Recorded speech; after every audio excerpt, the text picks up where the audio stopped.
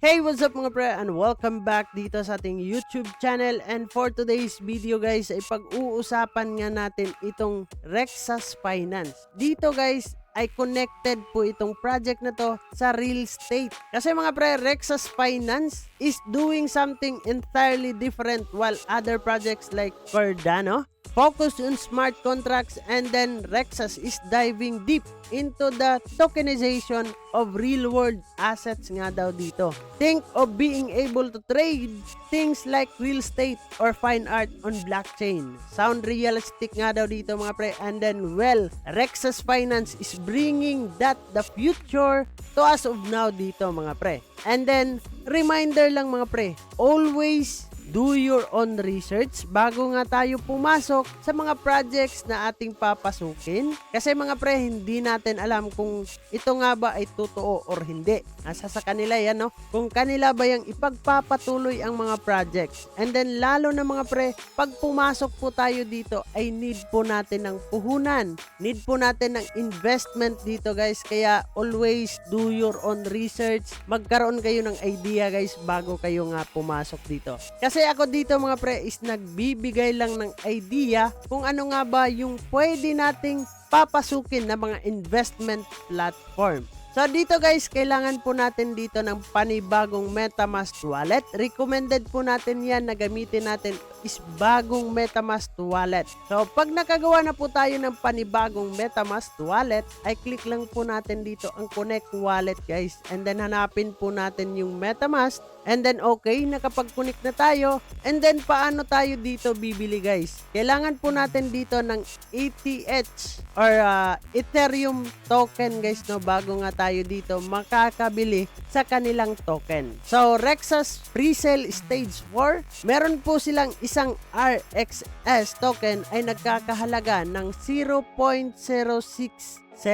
And then in the next stage na nga mga pre ay magmamahal na yung kanilang token dito. Nasa 0.070 na yan mga pre. And then as of now, nasa 93.94% na sila dito. USDT raised ay nasa 5,049,000 and then 886. Napakalaki ng na-raise nila ditong USDT guys. Pero hindi ko pa alam kung tunay at totoo nga ba ang andito na pinapakita nila sa atin. Kung kaya ay tunay mga pre ay napakaganda. Nice po yung kanilang projects dito. Pero yun nga mga pre, hindi po tayo agad-agad naniniwala dito. Ako po ay bayad na bayad dito mga pre, no? So ako ay nagbibigay lang ng idea. So dito naman tayo sa kanilang social media platform, dito sa kanilang Twitter.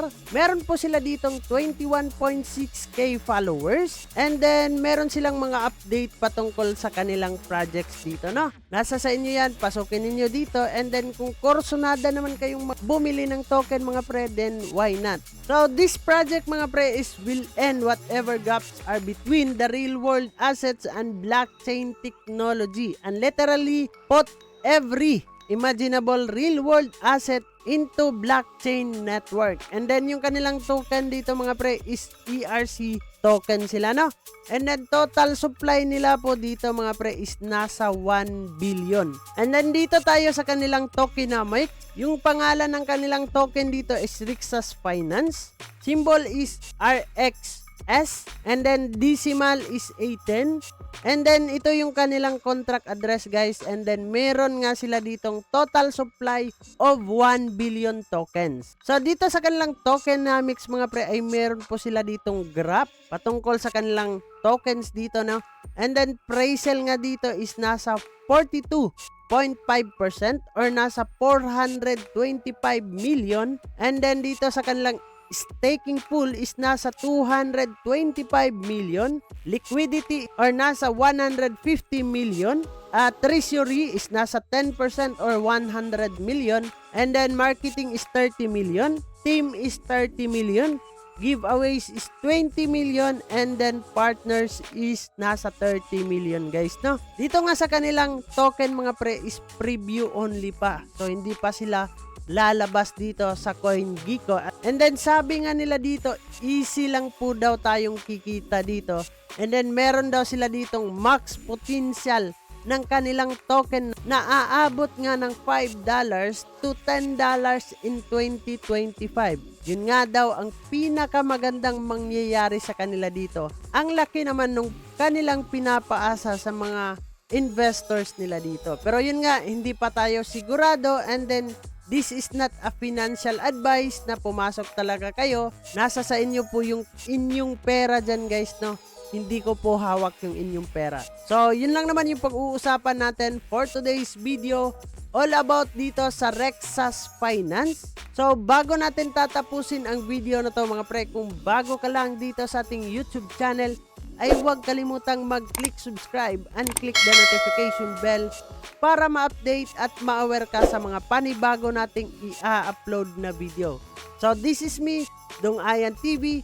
Mag-ingat po tayong lahat. And bye-bye.